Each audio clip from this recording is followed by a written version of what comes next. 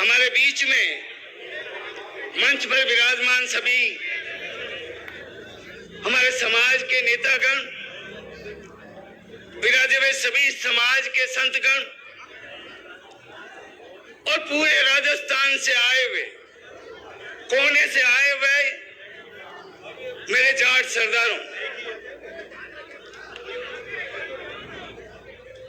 एक सच्ची, एक सरल, एक स्पष्टवादी, मेहनतकश और वफादार कौम के सरदारों, मेरे युवा साथियों, भाइयों, बच्चों, बहनों और माताओं और मेरे बुजुर्गों, पूर्व वक्ताओं ने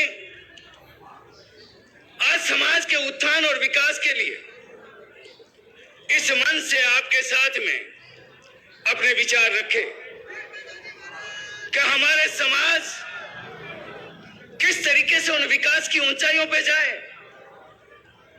किस तरीके से हम एकता और संगठन से वो काम करें जिसे एक ठेठ ठाणी के अंदर बैठा हुआ हमारा जो परिवार, हमारा जो जाट कौम का जो है एक परिवार, वो किस तरीके से मजबूत और सशक्त हो। हमें इस बात पे चिंता करना है। आज समय आ गया हमारे चिंतन और मंथन का। हमें समाज और हमारी कौम को किस तरीके से हमें आगे करना है। हम कोई भी समाज का, हमारे जाट समाज का जब प्रोग्राम होता है, कोई हमारी सभा होती है गांव और ढाणी का, तो हम बैठ के एक ही बात करते हैं कि हमारे समाज में जो कुरीतियां, जो हमारे समाज के अंदर जो बुराइयां हैं, वो बुराइयां और कुरीतियां समय रहते हमें खत्म करनी है, वो हमें खत्म करनी है। आप लोगों को सोचना होगा कि आज का जो समय चल रहा है, उस समय की नजाकत को देखते हुए हमें सबसे बड़ा हमारा समाज का तभी उत्थान और विकास हो सकता है जब हमारी कौम इतनी होते हुए राजनीति के अंदर जब हमारी कौम ने जो झंडा रोप दिया तो हमारे समाज का विकास होगा। मैं आपको निवेदन करना चाहता हूं। मेरे पूर्व वक्ताओं ने बताया, मैं किसी की ये बात हो सकती है। रिछपाल जी ने कहा भी हमें नंबर 2 का जो है ना वो सीट चाहिए राजनीति का। अरे सुनो तो सही, हूं आगे कहीं कहूं, था ना कहीं था। उन्होंने कहा कि नंबर 2 की सीट चाहिए। एक तरफ अपन कह रहे हैं कि राजस्थान के अंदर हमारा 25% हिस्सा है, हमारी कौम का 25% हिस्सा। उस 2 नंबर में रिछपाल जी ने सोचा कि जाऊं तो चोर न झींटा चौका है, लेकिन हमारे समाज का जो एक ठेठ ठाणी में आखिरी छोर का जो हमारा परिवार,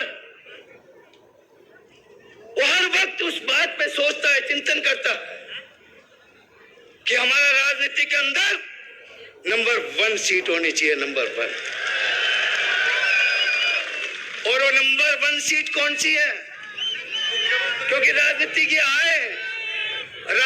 आए थे और थोड़ा बहुत जो राजनीति का डर भी होता है, लेकिन रामेश्वर डूडी के कोई दर्द नहीं है। राजस्थान का आने वाला किसान का बेटा और जाट का बेटा मुख्यमंत्री होना चाहिए, क्योंकि हमारी मांग है। जब हमारा देश आजाद हुआ, उस देश की आजादी के अंदर हमारे जाट का एक युवा का, जाट का एक जो है हमारे परिवार और सरदार का, उस आजादी के अंदर शहादत देने का काम हमारे जाट समाज ने किया है।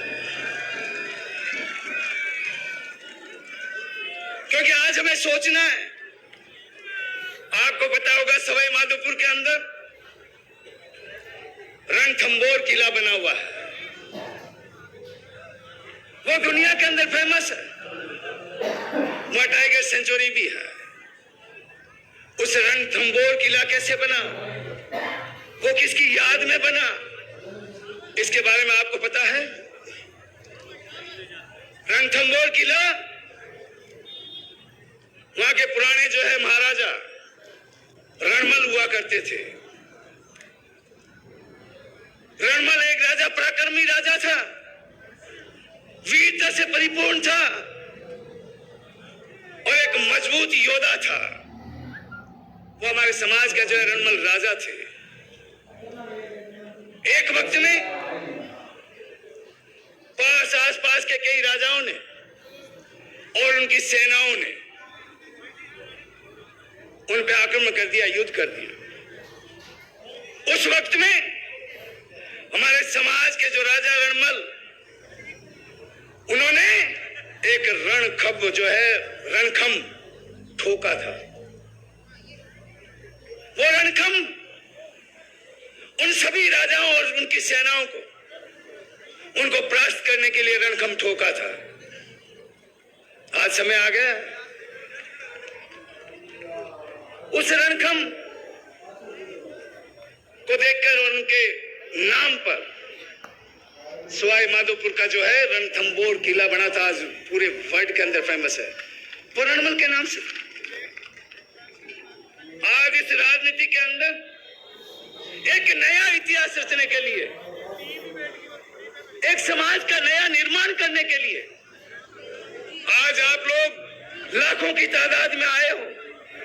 आज एक प्रण लेके जाओ कि हमें आज वही रणखंभ ठोकने की जरूरत है और रणखंभ ठोक दो। वो रणखंभ ठोकोगे तो सगला ने चेतो, आज ही चेतो। हमारा युवा साथी, आज समाज के हमारा युवा साथी आज उन बुलंदियों पे है। हमारा युवा एक अच्छी सोच और विचार, एक मन और दिल रखता है। हमें आज इस महाकुंभ के अंदर एक संदेश लेकर उस गांव, ढाणी और खेत और खलियान तक ले जाने का काम आपको एकता और संगठन और मजबूती से करना है। हमें जरूरत है कि आज हमारे समाज का युवा, उसमें कई बातें अपने को समाज के अंदर जो चिंतन कर रहे हैं, अपने आचारों का आदान प्रदान कर रहे हैं, उसके अंदर हमें सोचना है कि आज हमारा कौम का जो युवा किस दिशा में जा रहा है। आज कई भ्रांतियां, कई कमियां हैं, उन कमियों को आज बैठकर एक प्रण संदेश लेके जाना है कि हमारा युवा सही रास्ते पे चले। क्योंकि आज हमारे समाज के अंदर कोई गांव, ढाणी के अंदर हम जाते हैं तो हमारे समाज का युवा सबसे ज्यादा कहीं कोई गांव के अंदर जो नशे की प्रवृत्ति जिस तरीके से लगी है, वो समाज और कौम को खा जाएगी। इसलिए हाथ जोड़कर मैं निवेदन करता हूं, आज आप कोने कोने से, ढाणी, गांव, खेत और खलियान से हजारों लाखों की तादाद में आप समाज के मुखिया लोग आए हो। हमारे समाज के जो कोने कोने से युवा आया है, उन युवाओं और मुखिया को हमें आज एक प्रण लेके जाना, एक पूरी एक मन के अंदर एक जो है, मैं कह रहा हूं ना कि रणखंभ ठोकना है। उसको ठोककर ये प्रण लेना है कि आने वाले समय के अंदर हमारा युवा एक सही रास्ते पे चलकर अन्य समाजों को एक नया रास्ता, एक नया दिशा देने का काम करेगा। ये मैं निवेदन करना चाहता हूं। एक मैं एकता और संगठन की बात कर रहा था, सुरेश जी थे जो कोई नहीं थे, हाथ लगाओ कि भाई समय हो गया, मैं बात सही मानो क्या कहना, अभी नेता हमारा बहुत बोलने वाला है, लेकिन वो जाटारो सम्मेलन है। तो देखिए कौन आटे कोई डांगरी बात करे, कोई चेहरी बात करे। हाँ भगवान ध्यान है, तो भगवान ध्यान है बिल्कुल। थे माइक मत चार जना बोलो, एक जगह जितने चार बोले कहीं कहीं नहीं बुलावे, कौन कहीं नहीं बुलावे, जन वो कहे कहीं कहीं करे, मैं कह रहा जाटारो सम्मेलन है, इनमें हुई तो समय का हवा होते मैं सिर्फ इतना ही कहना चाहूंगा कि मैं एकता और संगठन का से मजबूती से काम करना। हम लोग आपके समाज में, इस जाट समाज में पैदा हुए हैं। पूर्व वक्ताओं ने कहा समाज का नाक नहीं कटने देंगे। हम समाज को उन विकास की ऊंचाइयों पर ले जाने का काम करेंगे। हम समाज को हर क्षेत्र के अंदर, आज मुझे गर्व होता है, मुझे खुशी होती है कि आज हमारा समाज जो है कहीं कोई पीछे नहीं है। चाहे आप शिक्षा के क्षेत्र में लो, चाहे आप व्यापारिक क्षेत्र में लो, चाहे सामाजिक क्षेत्र के अंदर लो, हमारा समाज कहीं पीछे नहीं है। हमें सोचना है कि आगे और हमें बढ़ना है। मैं आज दोबारा, क्योंकि बार बार समय की समस्या, क्योंकि हमारे मंत्री भी बैठे हैं कैलाश जी, हमारे बाहर से जो है उधर आए हुए हैं, यूपी से आपके टिकैत साहब युद्धवीर सिंह जी वो हमारे मेहमान हैं, तो उनको भी सुनना है। आप थोड़ा सा खटाव रखें। मैं इन शब्दों के साथ मैं दोबारा एक ही बात कहना चाहता हूं कि आने वाले समय के अंदर इस राजनीति के परिप्रेक्ष्य के अंदर हमें सोच बदलने की जरूरत है। हमें एक दूसरे की मदद करने की जरूरत है।